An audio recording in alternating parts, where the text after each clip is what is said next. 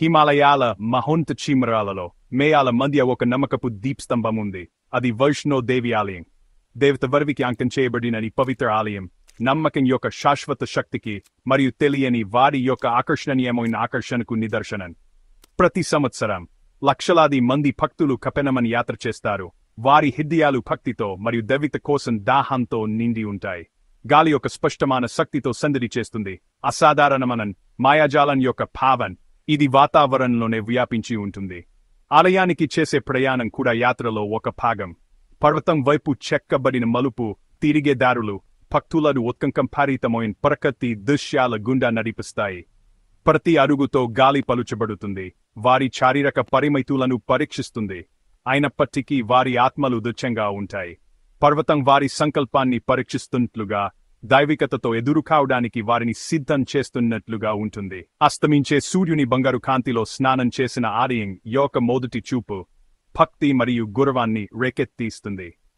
ఇది ప్రతి యాత్రికుడి జ్ఞాపశక్తిలో చెక్కబడిన క్షణం, వారి విశ్వాసం యొక్క స్పష్టమైన అభివ్యక్తి.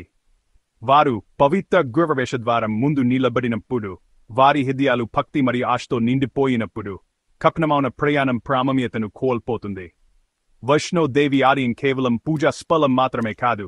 ఇది విశ్వాసం, తర్కం మరియు కారణం యొక్క సరిహద్దులను అధిగమించే ప్రాంతం. ఇది అద్భుతాలు గుసగుసలాడే ప్రాంతం మరియు రహస్యాలు పుష్కలంగా ఉన్నాయి. అన్వేషకులను వారి స్వంత ఆధ్యాత్మికత యొక్క లోతులలోకి ప్రవేశించమని ఆహ్వానిస్తుంది. వైష్ణో దేవి యాత్రను తరచుగా చాలా వ్యక్తిగతమైన మరియు పరివర్తన చెందే అనుభవంగా వర్ణిస్తారు. ఈ ప్రయాణాన్ని ప్రారంభించాలని ఎవరూ నిర్ణయించుకోరని దేవతే పీలుస్తుందని చెబుతారు. ఈ దైవిక పీలుపు తరచుగా ఆకస్మిక కోరిక, నిరంతర కళ లేదా పర్వతాలపు వివరించలేని ఆకర్షణగా అనుభూతి చెందుతుంది. దేవత యొక్క దిక్కు చిహ్నంగా పరిగణించబడుతుంది. తల్లి దేవత అయిన వైష్ణవి తన్ను తాను ఎన్నుకుంటుందని భక్తులు నమ్ముతారు. ఆమె దైవిక శక్తిని అనుభవించడానికి మరియు ఆమె ఆశీర్వాదాలను పొందడానికి విధి ఉన్న వారిని ఆమె పిలుస్తుంది. ఈ నమ్మకం యాత్రికుల హృదయాల్లో లోతుగా పాతుకుపోయింది మరియు వారికి పలువురు ప్రయాణానికి ఇంధనం ఇచ్చేది ఈ అచంచలమైన విశ్వాసం. దేవత పిలుపు వయస్సు, సామాజిక హోదా మరియు మత నేపథ్యం యొక్క సరిహద్దులను అధిగమిస్తుంది. అన్ని రంగాల ప్రజలు వారి విశ్వాసం ద్వారా కాక్యమౌ తరికూట్ పర్వతం వాలులపై కలుస్తారు. వారి హృదయాలు అదే ఉద్వేగప్రీతమైన ప్రారణంతో ప్రతిధ్వనిస్తాయి.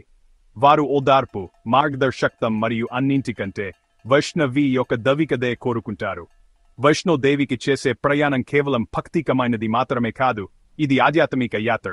ఇది లోపలికి ఒక ప్రయాణం, అహం మరియు ప్రపంచ కోరికలను తొలగించడం, దైవిక సంకల్పానికి లొంగిపోవడం. మరి ఈ లొంగుబాటులోనే భక్తులు నిజమైన శాంతిని మరియు నెరవేర్పును కనుగొంటారు. వైష్ణవి యొక్క పురాణం భక్తి, త్యాగం మరియు మంచి చెడుల మధ్య శాశ్వతమైన యుద్ధం యొక్క కథ. ఇది తరతరాలుగా చెప్పబడిన కథ.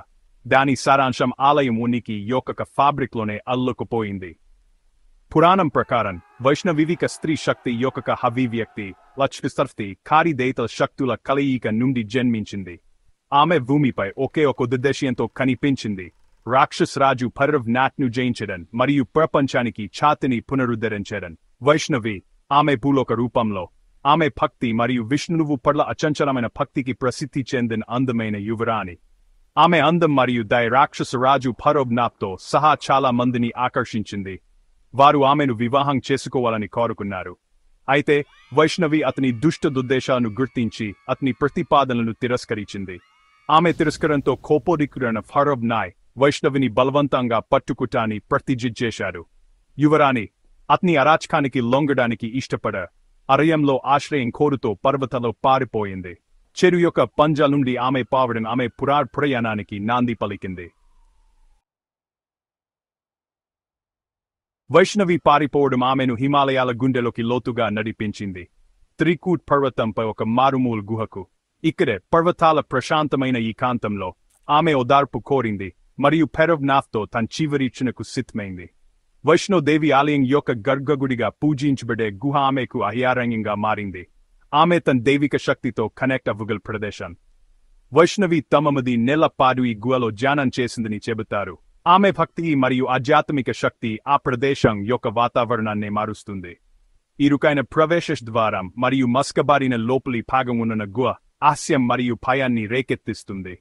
గాలి ధూపం యొక్క వాసన మరియు జపించే శబ్దంతో దట్టంగా ఉంటుంది. సందర్శకులను సాధారణ కాని ప్రాంతానికి తీసుకువెళ్తే ఒక అద్భుతమైన వాతావరణాన్ని సృష్టిస్తుంది.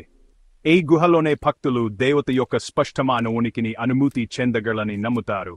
ఇక్కడి శక్తి చాలా శక్తివంతమైనని, అది చాలా సినికల్ హృదయాలను కూడా మార్చగలదని, వారిని వినయంగా మరియు శాంతితో నింపుతుంది.